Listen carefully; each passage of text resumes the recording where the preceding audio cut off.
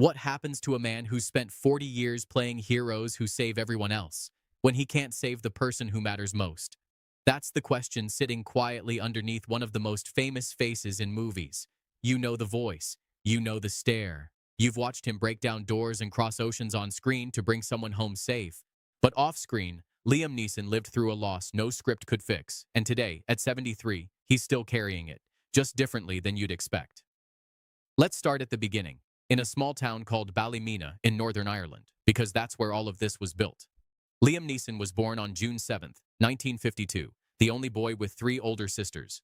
His dad, Barney, was a school caretaker. His mum, Kitty, worked in the school kitchen.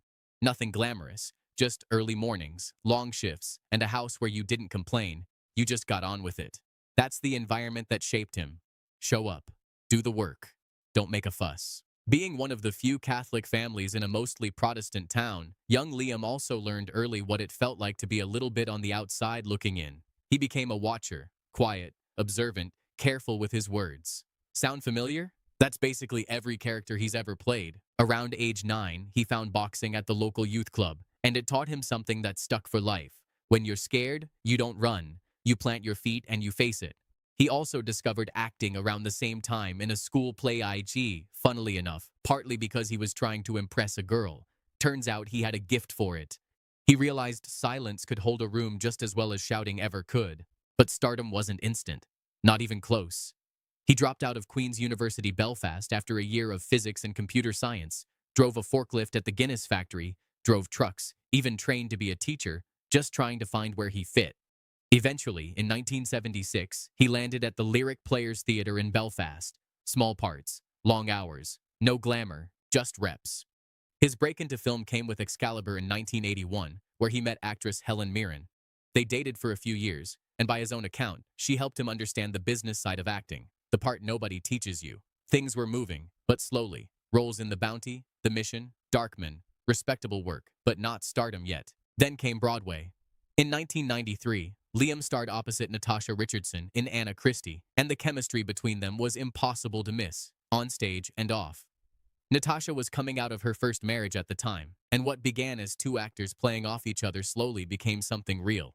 Director Steven Spielberg happened to catch that Broadway performance, and it convinced him he'd found his Oscar Schindler. Schindler's List changed everything for Liam professionally. An Oscar nomination, global recognition, the whole world suddenly aware of what he could do.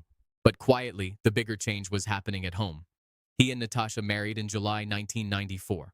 Their son, Michael, was born in 1995, and Daniel followed in 1996. Now Liam wasn't just an actor chasing roles. He was a father managing a family alongside a career that kept getting bigger. Rob Roy, Michael Collins, Les Miserables, Star Wars, Episode 1. The resume kept growing. And through all of it, Natasha kept him grounded. She once joked that if he'd taken the James Bond role, she might not have married him. Funny line, but there was truth in it. Fame was fine, as long as it didn't swallow the family whole. In July 2000, Liam had a serious motorcycle accident near their New York home after a deer ran into the road. He broke his pelvis and needed real recovery time, a reminder that even the man who looked unbreakable on screen wasn't in real life. Then came Taken in 2008. Liam, already in his 50s, became an unlikely global action star almost overnight. Audiences loved watching him play a father who could find anyone, anywhere, no matter the cost. It's one of cinema's great ironies, because just months after that film hit theaters, life handed him something Taken's hero never had to face. A situation he couldn't fix no matter how far he traveled. In March 2009, while Liam was filming in Toronto, Natasha suffered a head injury during a beginner ski lesson at Mont Tremblant in Quebec.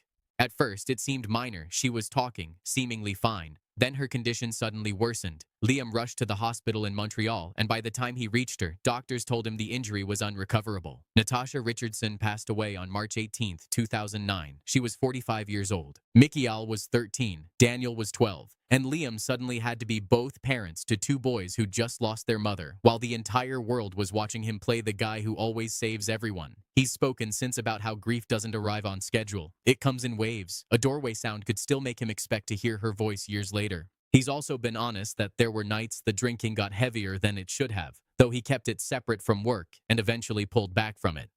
Natasha's family, including her mother, Vanessa Redgrave, and sister Jolie Richardson, stayed close to the boys, helping carry a weight Liam couldn't carry alone. Life didn't stop needing him to function. School runs, breakfasts, homework. The ordinary stuff of parenting continued because his sons needed structure, even while he was falling apart quietly on the inside. In 2018, Michiel chose to start using his mother's surname professionally, becoming Michael Richardson, a way of keeping her present in his own career. Liam supported that decision fully. Liam has also spoken publicly, and with real regret, about a period decades earlier when he reacted with a shameful, racially charged impulse after a personal trauma, a moment he's since called out as ugly and wrong, and something he sought to understand and correct in himself. It's part of his story too, and it doesn't get erased by everything else. In 2020, during the pandemic, Liam's mother, Kitty, passed away at 94, one day before his own 68th birthday. Travel restrictions meant he couldn't fly home to Ballymena for the funeral. He and his sons watched the service over video call from America, close to each other but far from everyone else who was there in person. He later called the whole experience surreal, being present and completely absent at the same time. That same year, he and Michiel worked together on a film called Made in Italy about an estranged father and son fixing up a house tied to the woman they'd both lost. Michiel later said filming it felt emotionally freeing, a way to reach feelings they rarely spoke about directly, using the work as a safe space to process something real. As Liam moved into his late 60s and 70s, the roles started shifting too. Less relentless action hero, more weary men carrying regret and memory. Life was quietly rewriting what kind of stories fit him. Then, in 2025, something lighter happened. Liam starred opposite Pamela Anderson in The Naked Gun, playing it dead serious for laughs, and it worked beautifully. Off-screen, the two became close. Pamela has spoken warmly about him being a gentleman on set, bringing her homemade treats, him draping his coat over her shoulders when she was cold. They spent some time together after filming before ultimately settling into a genuine friendship, which she's spoken about with real affection.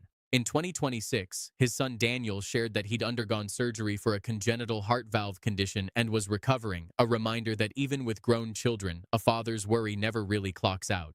And Liam himself isn't slowing down completely. At 74, he's already lined up for a new film shooting in Italy later this year. He said he's stepping back from the heaviest stunt work, but he's not stepping away from acting. Because that's who he's always been. The guy from Ballymena who learned that you show up, you do the job, and you keep going.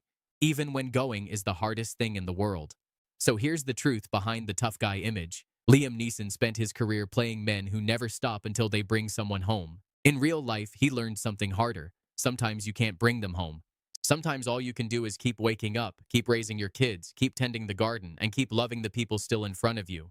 If this story hit you somewhere, if it reminded you of someone you've loved and lost, drop their name below. Let's remember them together. And if this one moved you, give it a like, share it with someone who needs to hear it, and stick around for more stories like this one.